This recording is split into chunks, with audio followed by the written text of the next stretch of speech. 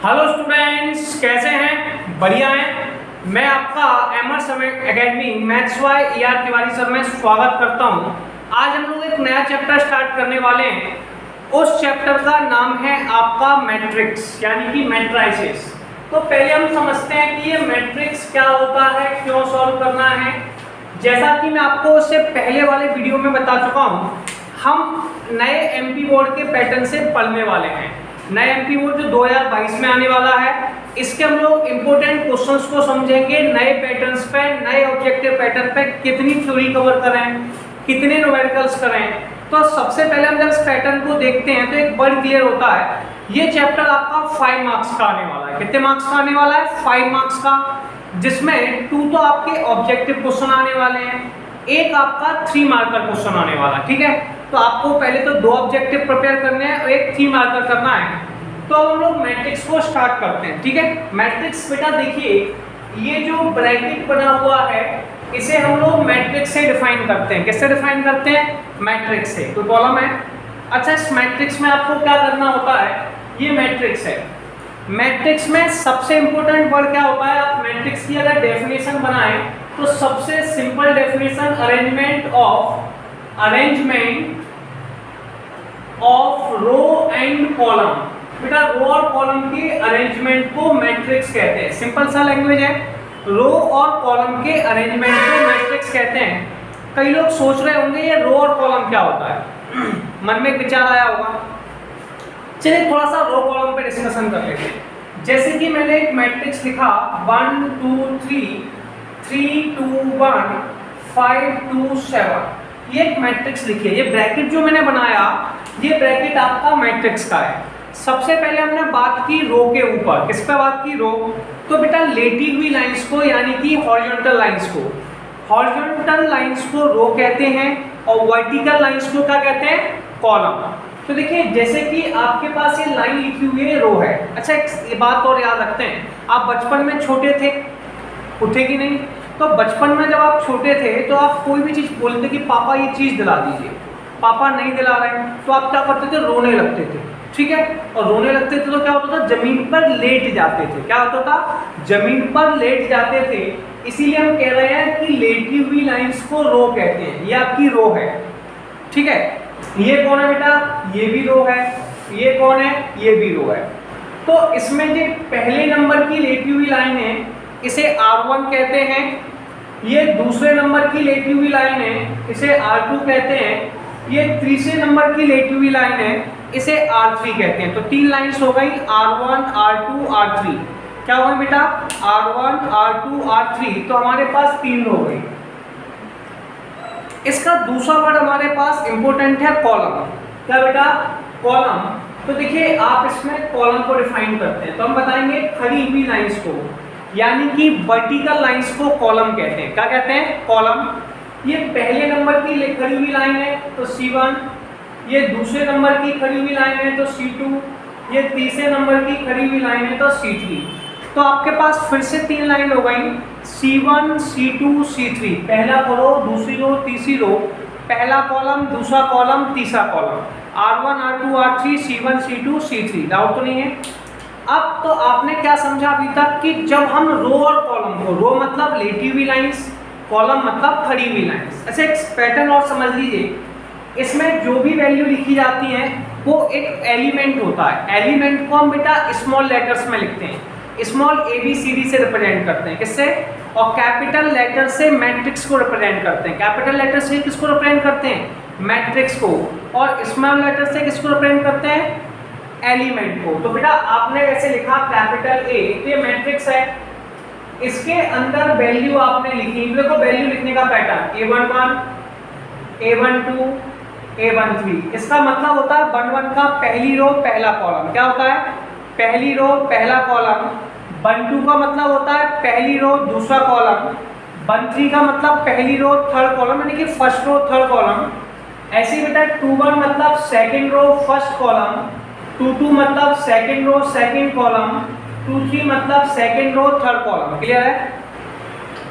ऐसे ही नेक्स्ट आएगा 31 32 एंड 33। तो बेटा 11 12 13 21 22 23 31 32 33। तो आपके पास ये आ गए। इसमें ऑर्डर क्या होता है बेटा, देखिए सबसे पहले 1 2 3 रो हैं, 1 2 3 कॉलम है। तो भैया 3 × 3 का है, तो उसमें रो कितनी है 3, कॉलम कितनी है 3, तो कोई भी मैट्रिक्स 3×3 में हो गया। अच्छा एक सुनिए, किसी भी टॉपिक में इसमें एक वर्ड और होता है ऑर्डर, तो हम थोड़ा सा ऑर्डर को और समझते हैं। कोई भी मैट्रिक्स अगर हम सॉल्व करने जा रहे हैं तो उस पर अगर ऑर्डर की बात करते हैं, किसकी बात करते हैं, ऑर्डर की। ऑर्डर क्या होता है, रो क्रॉस कॉलम, रो और कॉलम के अरेंजमेंट को ऑर्डर कहते हैं। क्या कहते हैं, ऑर्डर। पहली बात समझ लें, रो और कॉलम मतलब रो और कॉलम, रो क्रॉस कॉलम को ऑर्डर कहते हैं। तो किसी भी मैट्रिक्स में कितनी रो है, इस बात पर ध्यान देना, किसी भी मैट्रिक्स में कितनी रो है, how many row and how many columns. Row और कॉलम को जो अरेंज लिखते हैं, सिस्टमेटिक लिखेंगे, उसको ऑर्डर डिफाइन करते हैं। जैसे हम इसमें बात कर रहे हैं, इसमें बेटा कितनी रो है, 1 2 3, कॉलम कितने हैं 3, तो इसका ऑर्डर हो जाएगा 3 × 3। कितना हो जाएगा, 3×3। मल्टीप्लाई की जगह क्रॉस कहिए क्योंकि मल्टीप्लाई। अगर आप इसको मल्टीप्लाई कर देते हैं, जैसे कोई बंदा 3, इनके अंदर जो वैल्यू लिखी होती है उन्हें बेटा एलिमेंट कहते हैं। क्या कहते हैं, एलिमेंट। तो एलिमेंट कितने, 1 2 3 4 5 6 7 8 9। या तो ऐसे 9 कह लेंगे, या फिर आप ऐसे कह सकते हो कि भैया किसी ने पूछा नंबर ऑफ एलिमेंट बताओ, तो आप कहेंगे 3 × 3। 3 × 3 बेटा 9 होते हैं, तो नंबर ऑफ एलिमेंट 9 हो गए। अब आपको कंपैरिजन करना है। देखिए कंपैरिजन कैसे किया जाता है, कंपैरिजन करने का एक बड़ा सा आसान तरीका है। ऐसे आपने देखा है जब बहुत सारी शादियां एक साथ होती हैं, ऐसे मैं सम्मेलन का एग्जांपल लेता हूँ, ठीक है। सम्मेलन समझते हैं, सम्मेलन का मतलब है जहाँ पर बहुत सारे दूल्हा दुल्हन एक साथ शादी कर रहे हैं, ठीक है। केवल थोड़ा सा समझने का प्रयास करेंगे, बाकी इस पर सोचना नहीं है, ज़्यादा विचार नहीं करना। सब सम्मेलन में बहुत सारे दूल्हा दुल्हन होते हैं, तो उस समय बेटा कंपेरिजन कैसा होता है, जो पहले नंबर का दूल्हा है वो बेटा पहले नंबर की दुल्हन के साथ जाता है। यानी कि A1, जब भी हम कभी किसी को कंपेयर करते हैं तो वो हमेशा कॉरस्पॉन्डिंग एलिमेंट करते हैं। कॉरस्पॉन्डिंग एलिमेंट मतलब पहले नंबर का दूल्हा पहले नंबर की दुल्हन के साथ। यानी कि A11 का आंसर कितना है, 1। अब बेटा दूसरे नंबर का दूल्हा यानी कि A12 के साथ जाएगा, A13 के साथ जाएगा, 21 बेटा 21 के साथ जाएगा, 22 किसके साथ जाएगा, 22 के साथ, 23 के साथ, 31। ऐसे आपके पास कंपेरिजन किया जाता है, 11 12 13 21 22 23। इस तरीके से आप वैल्यू को लेंगे। कोई ऑब्जेक्शन है? अच्छा, इसमें से आपको कंपेरिजन करना भी सीख गए। अच्छा, जैसा कि मैंने आपको बताया, या तो वो एलिमेंट पूछ लेगा 1 मार्क्स में, चलिए उसने एलिमेंट नहीं पूछा तो आपसे हो सकता है वो मैट्रिक्स के टाइप पूछ ले। क्या पूछ ले? मैट्रिक्स के टाइप। क्योंकि 2 आपके ऑब्जेक्टिव क्वेश्चन है, तो 2 ऑब्जेक्टिव क्वेश्चन या तो प्लस माइनस से पूछ सकता है, या फिर हो सकता है थोड़ा बहुत मल्टीप्लाई करके पूछ ले, ऑर्डर पूछ ले, या फिर मैट्रिक्स के टाइप पूछ ले। जैसे कि एक मैट्रिक्स का सबसे पहला टाइप होता है रो मैट्रिक्स। क्या? तो आप सोच रहे होंगे रो मैट्रिक्स क्या है? एक ऐसा मैट्रिक्स जिसमें ओनली 1 रो होती है। कितनी रो होती है? ओनली 1 रो। कितनी बेटा? ओनली 1 रो। अच्छा, कॉलम कितने भी हो सकते हैं, कॉलम कितने भी हो सकते हैं, एक रो हो उसे रो मैट्रिक्स कहते हैं। क्या कहते हैं? Row matrix. एक ऐसा मैट्रिक्स जिसमें केवल और केवल एक रो होती है उसे रो मैट्रिक्स कहते हैं। जैसे एग्जांपल से समझते हैं, 1 2 3 4 बेटा एक ही रो है। अच्छा, कॉलम कितने, मुझे क्या करना, कितने भी हैं, कॉलम 1 2 3 4, या फिर मैं इसको ऐसे लिखूं 1 2 3। कितनी रो है? 1 रो है। कॉलम कितने भी हो सकते हैं, ठीक है। तो ये आपका रो मैट्रिक्स है। सेकंड आपके पास है बेटा कॉलम मैट्रिक्स। क्या है? Column matrix. अगर एक ऐसा मैट्रिक्स जिसमें एक कॉलम होता है, कितना होता है? ओनली 1 कॉलम, ठीक है, 1 कॉलम। अगर किसी के पास ओनली 1 कॉलम होता है तो ऐसे मैट्रिक्स को कॉलम मैट्रिक्स कहते हैं। क्या कहते हैं? Column matrix. जैसे कि एग्जांपल के तौर पे 1 2 ABC, केवल एक लाइन लिखना है ABCD, या 1 2 3 4। ये सारे कॉलम मैट्रिक्स के एग्जाम्पल हैं। एक क्वेश्चन में आपके पास बड़ा ऑब्जेक्टिव भी दिया हुआ है, एनसीईआरटी में आप देखेंगे उसी पे दिया हुआ है। एक इसमें स्क्वायर मैट्रिक्स का एक ऑब्जेक्टिव दिया हुआ है, एनसीईआरटी में भी प्रोवाइड है और आने की संभावना भी है। तो आप समझेंगे स्क्वायर मैट्रिक्स। देखिए सबसे पहले आपको कुछ नहीं करना है, स्क्वायर के शेप को समझना है। स्क्वायर क्या होता है भैया? ये इस टाइप का जो शेप बनता है इसे स्क्वायर कहते हैं। आप लोगों ने ट्राइंगल में पढ़ रखा होगा कि स्क्वायर कौन सा शेप होता है, जिसमें बेटा ये चारों साइड्स आपस में इक्वल होती है, ठीक है। अब मैंने इस वाली साइड को क्या कह रहा था, मैट्रिक्स के अंदर रो, इस वाली साइड को कॉलम। तो आप स्क्वायर मैट्रिक्स की सिंपल सी डेफिनेशन बनाएंगे। अगर किसी मैट्रिक्स में नंबर ऑफ रो बराबर है नंबर ऑफ कॉलम के, किसके बराबर है? नंबर ऑफ रो बराबर है नंबर ऑफ कॉलम के, तो ऐसे मैट्रिक्स को बेटा हम स्क्वायर मैट्रिक्स कहते हैं। क्या कहते हैं? Square matrix.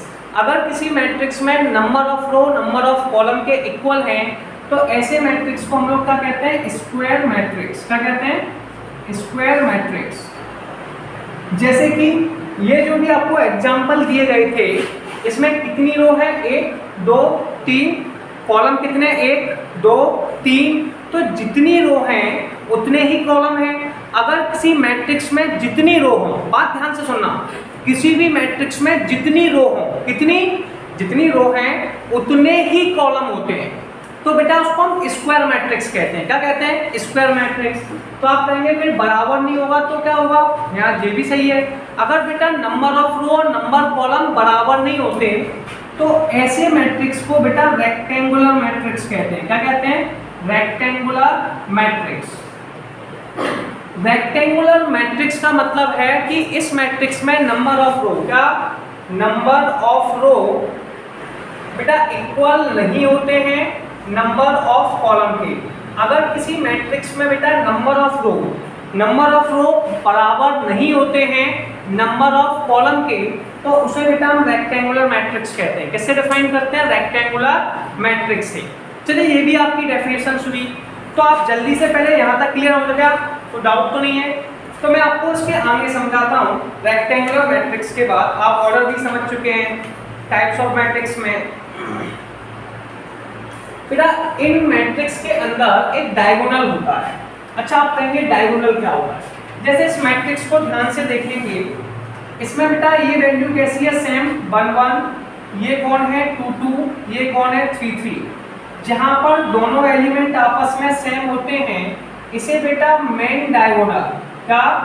मेन डायगोनल या प्रिंसिपल डायगोनल कहते हैं। क्या कहते हैं? मेन डायगोनल या प्रिंसिपल डायगोनल। यहाँ से तिरछी लाइन बनती है, यहाँ पे नंबर ऑफ रो और नंबर ऑफ कॉलम आपस में इक्वल होते हैं, उसे क्या कहते हैं? मेन डायगोनल या प्रिंसिपल डायगोनल। क्लियर है? अगर मैं किसी मैट्रिक्स में इस डायगोनल को छोड़कर सारे एलिमेंट को जीरो कर दूं, क्या कर दूं? जीरो कर दूं, तो ये आपका कहलाएगा डायगोनल मैट्रिक्स। क्या कहलाएगा? Diagonal matrix. इसको डेफिनेशंस में भी लिखा जा सकता है, पहले हम नॉर्मली समझते हैं, डेफिनेशंस तो सिंपल ही बन जाएगी।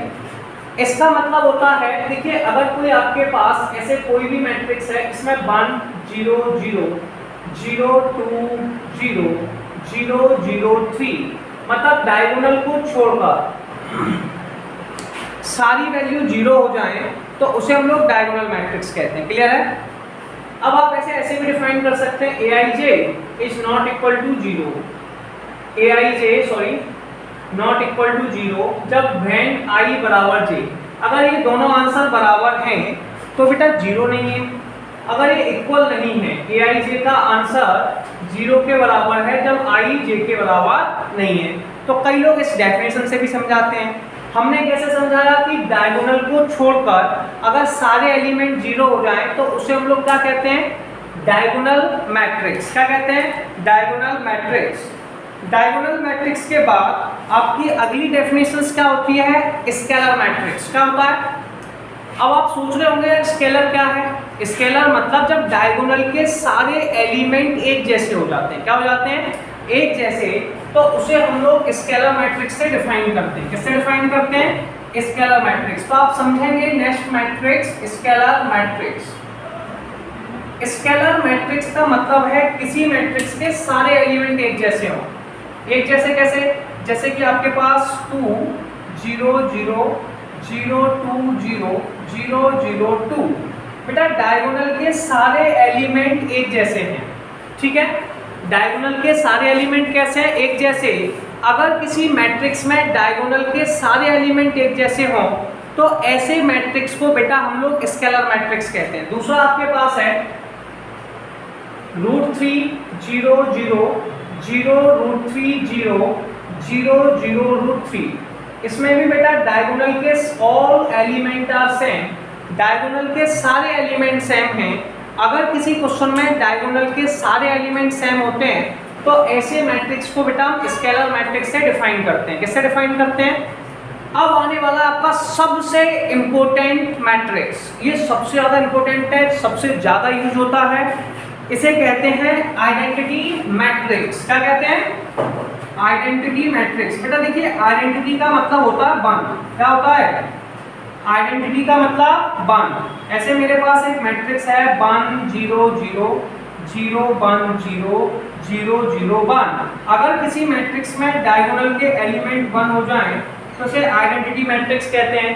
तो ये आपका हो गया 1 0 0 0 1 0 0 0 1। अगर इसमें ऐसा कर दिया जाए कि कुछ मैट्रिक्स कुछ इस तरीके से हो जाए 1 0 0 1, तब भी आप लोगों का आइडेंटिटी मैट्रिक्स कहलाएगा। क्या कहलाएगा?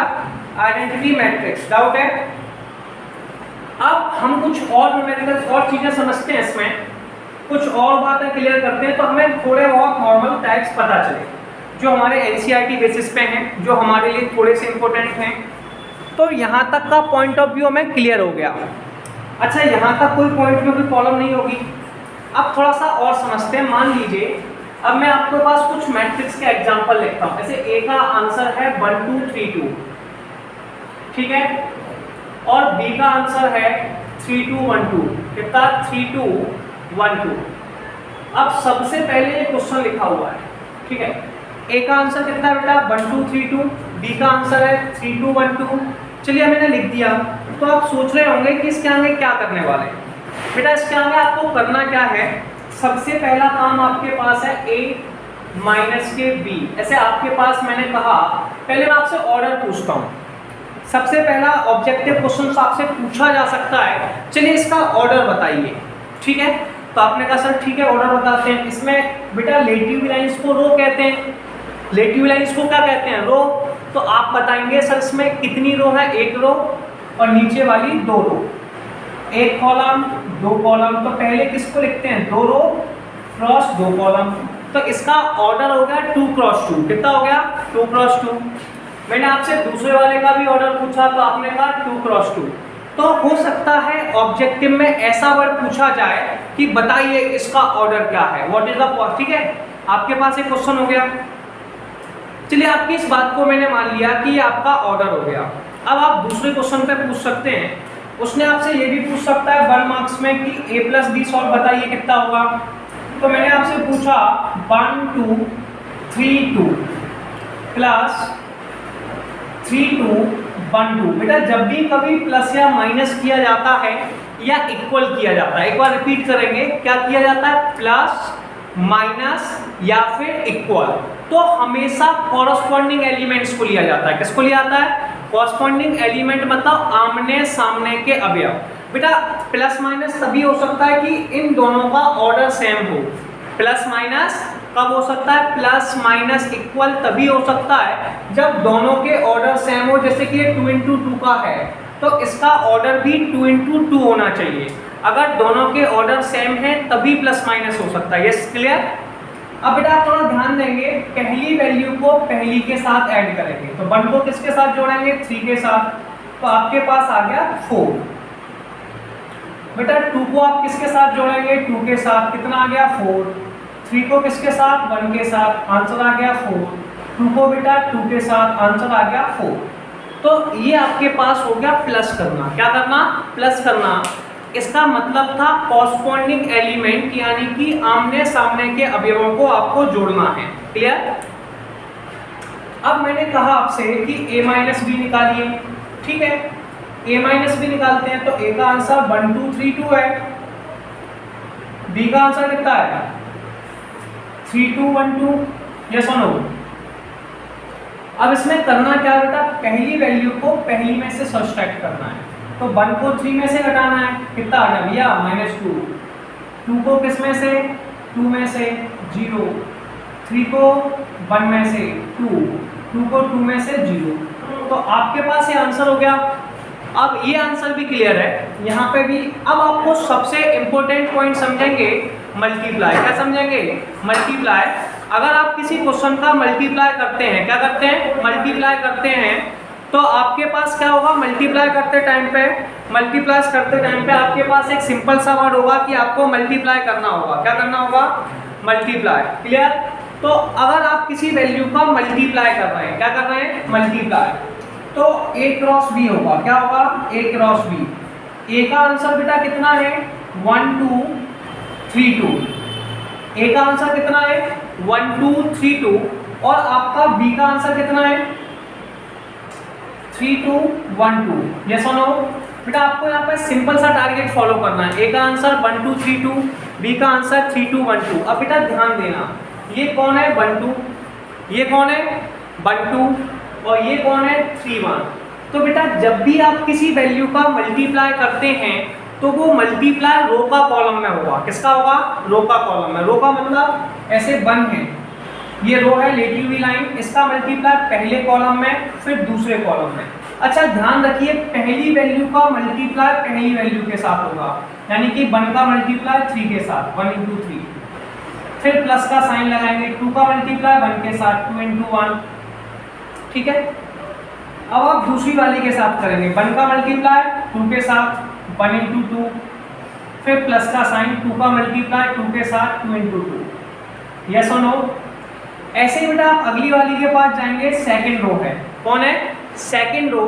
सेकंड रो का मल्टीप्लाई, रो मतलब लेटी हुई लाइन। मैंने बताया था ना, जब बच्चे रोते हैं तो क्या होता है, लेट जाते हैं। जब बच्चे रोते हैं तो लेट जाते हैं, मतलब सेकंड वाली रो का, किसका, सेकंड वाली रो का पहले कॉलम में, पहली वैल्यू का पहली में, तो 3 × 3। फिर प्लस का साइन, दूसरी का दूसरी में, 2 × 1। 3 का 2 में, ऐसे सेकंड रो कॉलम में करेंगे, 3 का 2 में, 3 × 2 प्लस के 2 × 2। अच्छा 1 × 3 कितना होता है, 3 प्लस के 2, 2 प्लस के 4, 9 प्लस के 2 और 6 प्लस के 4। 3 × 2 कितना होता है, 5। तो आप लिखेंगे 5 6 9 2 11 6 4 10। सिंपल है। तो इस तरीके से आप मल्टीप्लाई करते हैं। क्या करते हैं, मल्टीप्लाई। तो आप पहले यहाँ तक स्क्रीनशॉट लेंगे, यहाँ तक समझ लेंगे, फिर अपन आगे करते हैं। अब हम लोग आगे के न्यूमेरिकल समझते हैं कि आगे न्यूमेरिकल्स कैसे सॉल्व करना है। देखिए आगे जैसे कि मैं आपको बता चुका हूँ कि 1 मार्कर होंगे और 3 मार्कर होंगे, बड़ा छोटा सा चैप्टर है और आसान भी है। जैसे कि इसने एक मैट्रिक्स बोला, कंस्ट्रक्टर 2 × 2 मैट्रिक्स। ठीक है, एक 2x2 का मैट्रिक्स बनाना है, तो पहले आप बनाना सीखिए। देखिए कैसे बनाते हैं, 2x2 का। 2x2 का मतलब है पहली वाली वैल्यू रो को रिप्रेजेंट करती है और दूसरी वाली कॉलम को। इसका मतलब होता है 2 रो हैं और 2 कॉलम है। पहली वाली वैल्यू किसको बताती है, रो को, और सेकंड वैल्यू कॉलम को, मतलब 2 रो और 2 कॉलम। ठीक है, इस वैल्यू को आपको लिखना होगा। देखिए बड़ी आसानी से लिख सकते हैं। 2 रो है, पहले कॉलम्स को नोट डाउन कर लीजिए। जब आप स्टेट लिख रहे होते हैं तो ये हो जाएगा 1 1 1 2। तो ये कॉलम लिखे जाते हैं क्योंकि बदल कौन सा रहा है, दूसरे नंबर की वैल्यू, मतलब ये कॉलम लिखे जाते हैं। तो सबसे पहले कॉलम लिखिए। इसमें कितने कॉलम हैं, 2 कॉलम। कितने, 2। तो बेटा 1 1 और 1 2, 1 1 और 1 2। ऐसे बेटा फिर आप रो को लिखिए। कितनी रो है, 2 1 और 2 2। तो इस क्वेश्चन में हम लोगों के पास 2 रो हैं और 2 कॉलम है। कितनी रो हैं, 2 रो और 2 कॉलम। वैल्यू है 1 1 1 2 2 1 2 2। क्या है, 1 1 1 2 2 1 2 2। सबसे पहले आप क्या क्या करेंगे, देखिए अगर आपको इसे सॉल्व करना है, जैसे पहला क्वेश्चन है, पहले क्वेश्चन में आपको दिया है aij I + j। I का मतलब है ith रो और j का मतलब है j कॉलम। I + j का होल स्क्वायर अपॉन में 2। क्या है बेटा, I + j का होल स्क्वायर अपॉन 2। अगर मैं इससे 2x2 का मैट्रिक्स बनाना चाहता हूँ तो मुझे किस किस की जरूरत होगी, a11 a12 a21 a22। ठीक है, तो सबसे पहले मैं a11 निकालूंगा। क्या निकालूंगा, a11। अच्छा 1 1 का मतलब यह है कि पहली वाली वैल्यू काय की होती है आई की और दूसरी वाली जे की, तो आई का आंसर कितना है 1 और जे का आंसर कितना है 1। तो 1 1 का मतलब है कि आई का आंसर भी 1 है और जे का आंसर भी 1 है। ध्यान देना किसका, आई का आंसर कितना है बेटा 1 और जे का आंसर 1। तो बेटा आई की जगह भी 1 लिखना है और जे की जगह भी 1 लिखना है। तो लिखेंगे तो ये आपका हो जाएगा a11 बराबर 1 प्लस 1 का होल स्क्वायर अपॉन में 2। 1 प्लस 1 कितना होता है 2, 2 का स्क्वायर 4 अपॉन 2, आंसर आ गया 2। कोई प्रॉब्लम। अब दूसरी वैल्यू निकालेंगे a12। अब पहली वाली वैल्यू किसकी है i की, दूसरी वाली वैल्यू j की। तो i का आंसर कितना है 1 और j का आंसर 2। बेटा इसमें रखना है तो 1 प्लस 2 का होल स्क्वायर अपॉन में 2। बेटा 1 प्लस 2 कितने होते हैं 3, 3 का स्क्वायर कितना होता है 9, तो ये आ गया 9 अपॉन में 2। ठीक है। अब इसके बाद आप निकालेंगे a21। क्या निकालेंगे a21। पहला आंसर किसका है i का और दूसरा आंसर किसका है j का। पहला आंसर किसका है i का और दूसरा आंसर j का। चलिए रखना पड़ेगा, पहला आंसर 2 लिखिए 2 प्लस के 1 का होल स्क्वायर अपॉन 2, आंसर आ गया बेटा 9 अपॉन 2। अगला निकालेंगे a22। क्या निकालेंगे a22, तो 2 प्लस 2 का i का आंसर 2, j का 2 प्लस का whole square upon 2, 2 plus 2 4, 4 upon 16 बटा 2, आंसर आ गया 8। अब आपको कुछ नहीं करना है बेटा, a2 into 2 का आपको मैट्रिक्स लेना है। ये था आपका a11, a12, a21 और a22। आप बेटा क्या करेंगे इसमें वैल्यू रख देंगे। a11 का आंसर कितना है 2, a12 का 9 अपॉन 2, अगला बेटा 9 अपॉन 2 और ये 8। बस वैल्यू रख दी, काम हो गया। क्लियर है, यस और नो।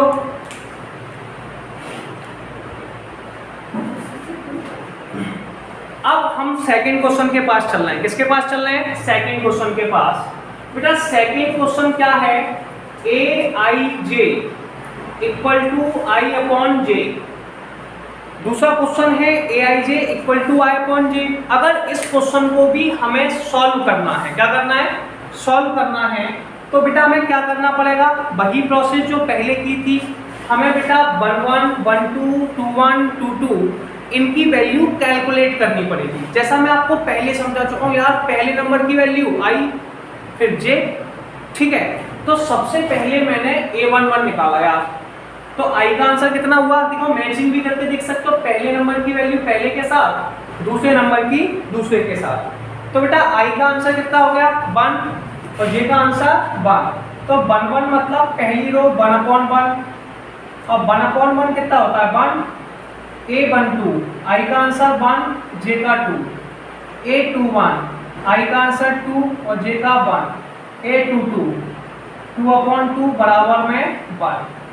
अब आपको कुछ नहीं करना है बेटा, a2 into 2 का मैट्रिक्स लिखना है जो आपके पास है a11 a12 a21 a22। इसका आंसर कितना है बेटा 1 1 अपॉन 2 2 और 1 कितना है 1 1 अपॉन 2 2 और 1।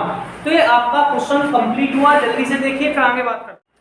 अब हम लोग नेक्स्ट क्वेश्चन को समझते हैं कि क्या लिखा हुआ है। तो जैसा कि मैंने आपको बताया था 3 मार्कर्स है, इस क्वेश्चन में लिखा था a का आंसर 1 -2 3 -4 2 5।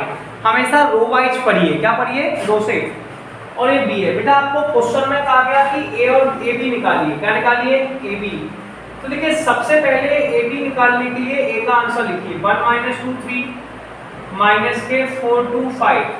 अपन से पूरा कंप्लीट ही करेंगे और 2 3 4 5 2 1।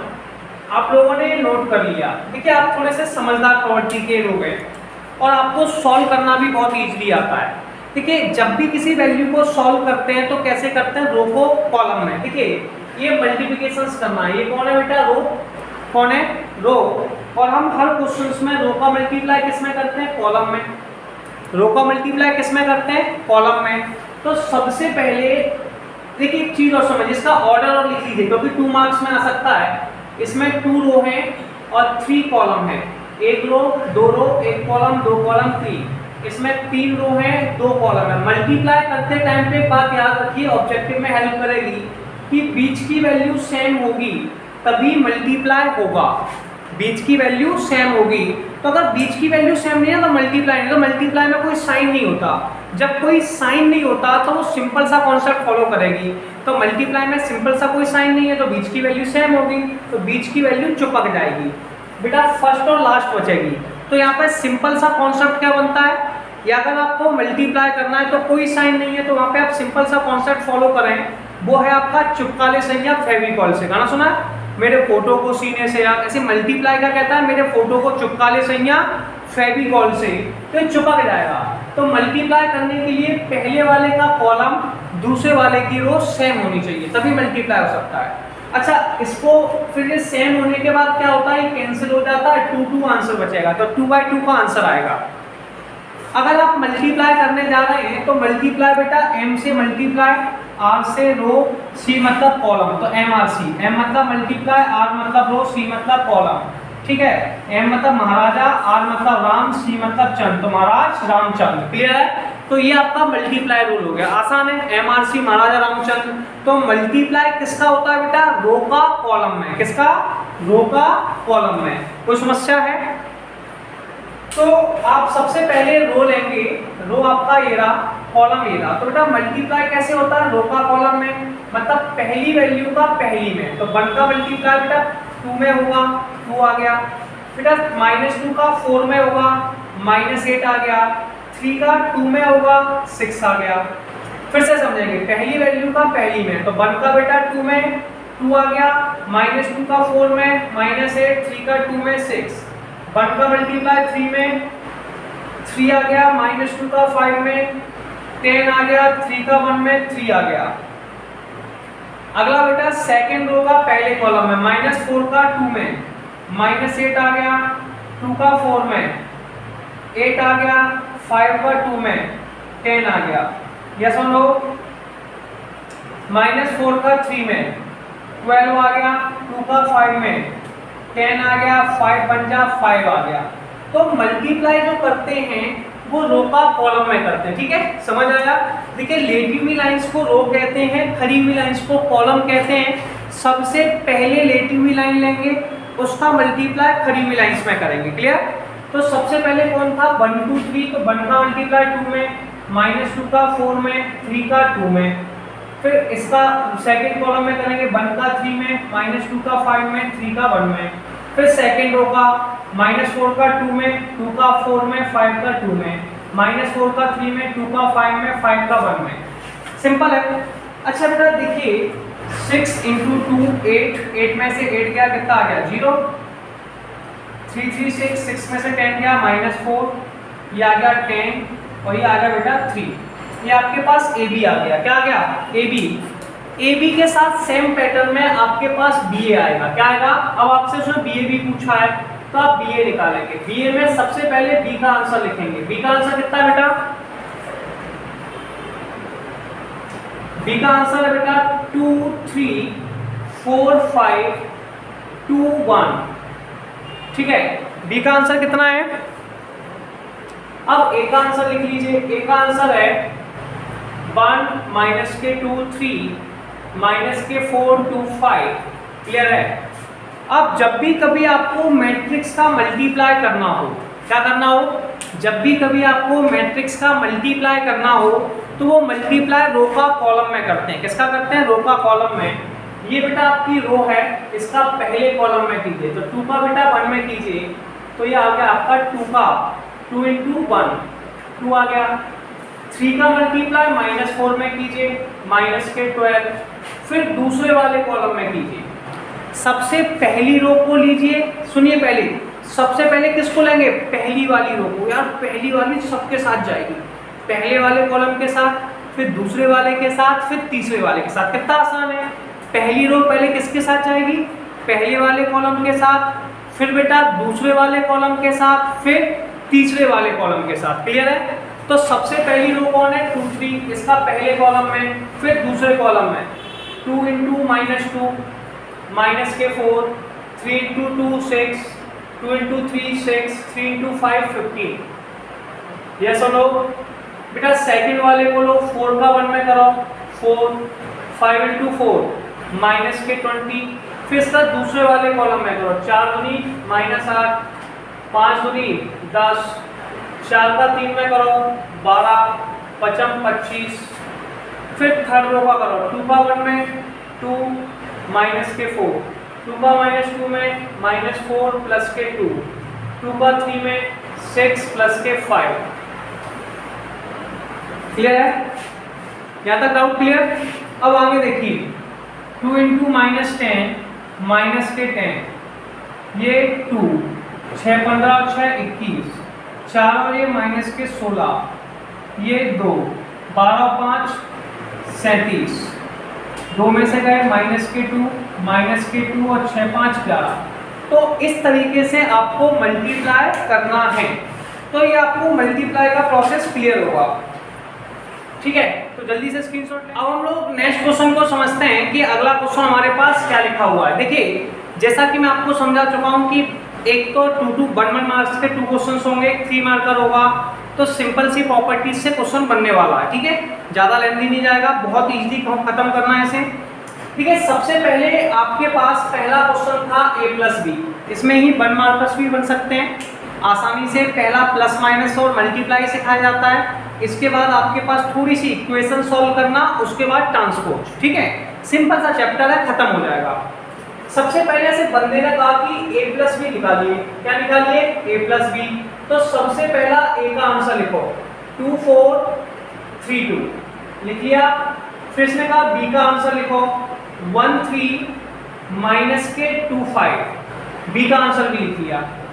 अगर किसी वैल्यू को ऐड करना है तो हमेशा कॉरस्पॉन्डिंग एलिमेंट्स, मतलब पहली वैल्यू को पहली के साथ। तो 2 को किसके साथ जोड़ा? 1 के साथ, आंसर आ गया 3। 4 को 3 के साथ 7, 3 को -2 के साथ 1, बेटा 2 को 5 के साथ 7। तो ये आपका a प्लस बी हो गया। ठीक है, 2 4 3 2। अगर हमें निकालना है a माइनस बी, क्या निकालना है? a माइनस के b। तो कोई कॉलम नहीं, पहले a का आंसर लिखो 2 4 3 2, लिखा। फिर माइनस का साइन, फिर b का आंसर लिखो 1 3 माइनस के 2 5। ये भी क्लियर हुआ। इसके बाद हमें क्या करना है उस पर बात करते हैं। इसके बाद हमें कोई ज़्यादा टेंशन नहीं पालनी है। सिंपल सा, जब भी हम बेटा किसी वैल्यू को सब्सट्रैक्ट करते हैं तो पहली वैल्यू को पहले में से, तो 2 को बेटा 1 में से घटाया 1 आ गया। 4 को बेटा 3 में से घटाया 1 आ गया। 3 को -2 से घटाया 5 आ गया।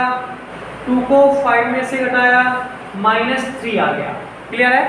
तो ये आपके पास होगा बेटा a माइनस बी। क्या हो गया? a minus B. डाउट है बेटा? सबसे पहले हो गया a प्लस बी, दूसरा हो गया a माइनस बी। अब इसमें थर्ड क्वेश्चन को थोड़ा समझेंगे कि थर्ड क्वेश्चन क्या लिखा हुआ था। थर्ड क्वेश्चन लिखा था 3a माइनस के c 3, इसके बाद a का आंसर लिखेंगे 2 4 3 2, माइनस के c यानी कि माइनस के 2 5 3 4। अब बेटा आपको क्या करना होता है, मैट्रिक्स की एक प्रॉपर्टी होती है। मैट्रिक्स में जब किसी वैल्यू का मल्टीप्लाई होता है तो वो मल्टीप्लाई ईच वैल्यू में होता है, मतलब सारी की सारी वैल्यू में होता है। किसमें होता है? सारी की सारी वैल्यू में। जैसे 3 है, इसका जब मल्टीप्लाई होगा तो 2 के साथ, 4 के साथ, 3 के साथ और 2 के साथ, यानी कि सारी की सारी वैल्यू से होगा। किससे होगा? सबसे पहले बेटा 2 से करेंगे, कितना आ गया? तो आप कहेंगे 3 2 6, 3 का 4 में किया 12, 3 का 3 में किया 9, 3 का 2 में किया 6, माइनस के 2 5 3 एंड 4। बेटा जब भी किसी वैल्यू को सब्सट्रैक्ट करते हैं तो पहली वैल्यू को पहले में से, तो बेटा 6 को घटाएंगे -2 से, कितना आ जाएगा? 8। 12 को बेटा 5 में से 7, 9 को 3 में से 6, 6 को 4 में से 2। तो ये आपके पास आ गया। सिंपल है। ठीक है। तो मैट्रिक्स का हम जब मल्टीप्लाई करते हैं तो वो ईच एलिमेंट में होता है, मतलब सारी की सारी वैल्यू में होता है। इसकी दूसरी प्रॉपर्टी आपको a इंटू बी निकालना था, तो पहले ए बी निकालिए। क्या निकालिए? A B. ए का आंसर है बेटा 2 4 और 3 2। बी का आंसर कितना है? बी का आंसर बताइए 1 3 माइनस के 2 5। 1 3 माइनस के 2 5। अब देखो मल्टीप्लाई कैसे करना है यार। मल्टीप्लाई जब भी करते हैं रो का कॉलम में, ये कौन है? रो, इसका कॉलम है। रो का कॉलम में करते हैं मतलब पहली वैल्यू का पहले में। 2 का मल्टीप्लाई 2 में 1 में किया, 2 आ गया। फिर प्लस का साइन, फिर 4 का -2 में किया -8। बेटा फिर पहली रो का दूसरे कॉलम में करो, 2 का मल्टीप्लाई 3 में करो, 6 आ गया। 4 का मल्टीप्लाई 5 में किया। बेटा मल्टीप्लाई एमआरसी महाराजा रामचंद्र, ठीक है। और मैंने आपको समझाया था एमआरसी में रो का कॉलम में, रो मतलब लेटी हुई लाइंस का ऐसे और खड़ी हुई लाइंस में, तो टी बनना है बेटा। क्या बनना है? टी। क्लियर है? लेटी हुई लाइंस का खड़ी हुई लाइंस में लेटा टी। क्लियर? अब हमें फिर करना है 2 का मल्टीप्लाई, ये रो है, इसको कॉलम में करना है। 2 का मल्टीप्लाई 3 में किया 6, 4 का मल्टीप्लाई 5 में किया 20। सही है। फिर 3 2, 3 का बेटा 1 में किया 3, 2 का 2 में किया माइनस के 4, 3 का 3 में किया 9 प्लस के 5 दूनी 10। सही है। इसे आप सॉल्व करेंगे तो सॉल्व करके सबसे पहले आएगा माइनस के 6, 26 माइनस के 1 और 19। इसके बाद आप निकालेंगे बी। पहले बी का आंसर लिखेंगे 1 3 माइनस के 2 5। फिर ए का आंसर निकालेंगे 2 4 3 2। हो गया बेटा। जब भी हम कभी मैट्रिक्स का मल्टीप्लाई करते हैं तो मैट्रिक्स का मल्टीप्लाई हमेशा रो का कॉलम में होता है। किसका होता है? रो का कॉलम में। तो रो देखते हैं यार, ये रो है, पहली रो है, इसका मल्टीप्लाई सबसे पहले पहले कॉलम में होगा। किसमें होगा? पहले कॉलम में। 1 का मल्टीप्लाई 2 में किया, कितना आ गया? 2। ठीक है। फिर दूसरी वैल्यू का दूसरी में करेंगे। 3 का मल्टीप्लाई 3 में किया 9। बेटा ऐसे ही सेकंड में करेंगे। 1 का मल्टीप्लाई 4 में 4, 3 का 2 में 6। फिर सेकंड रो के पास गए। किसके पास गए? सेकंड रो के पास। जब सेकंड रो के पास पहुंचेंगे तो फिर वही काम है। -2 का बेटा 2 में करेंगे -4, 5 का 3 में 15, -2 का 4 में -8, 5 का 2 में 10। बेटा 9 2 11। अच्छा तो लाइन भी बन गई। 9 2 11, 4 6 10 और ये आ गया 11 और ये 2। तो ये आपके पास ए बी और बी आ चुके हैं। क्या आ चुके हैं? ए बी और बी। तो ये क्वेश्चन भी आपका थोड़े से और न्यूमेरिकल समझते हैं कि 1 और 3 मार्कर्स में कैसे हो सकते हैं। बाकी के न्यूमेरिकल हम लोग नेक्स्ट पार्ट में करेंगे। देखिए सबसे पहले क्या करना है। सबसे पहले आपके पास बेटा ये रो है 1, इसका मल्टीप्लाई करना है। तो आप यहाँ पे कर सकते हैं कि पहले कॉलम में करेंगे। तो पहले 1 का मल्टीप्लाई 2 में करेंगे। 2 1 नहीं है भैया, 21 नहीं है, 2 के साथ कर रहे हैं तो 1 × में 2। फिर 1 का मल्टीप्लाई 3 के साथ करेंगे तो 1 × में 3।